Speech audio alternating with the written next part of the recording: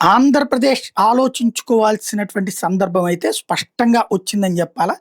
ఎందుకయ్యా అంటే దేశంలోని ఏ ఏ రాష్ట్రాల కెపాసిటీ ఎట్లుంటుంది అన్నటువంటి దానికి సంబంధించినటువంటి దాంట్లో ఒక కీలకమైనటువంటి లెక్క ఉంటుంది.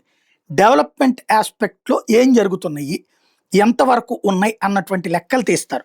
వీటిట్లలో ఆంధ్రప్రదేశ్ అంటే భారతదేశంలో వివిధ రాష్ట్రాలకు సంబంధించినటువంటి టాప్ 5 రిచెస్ట్ స్టేట్స్ చూస్తే మహారాష్ట్ర ఉంది ఫస్ట్ ప్లేసు 42.67 లక్షల కోట్లు.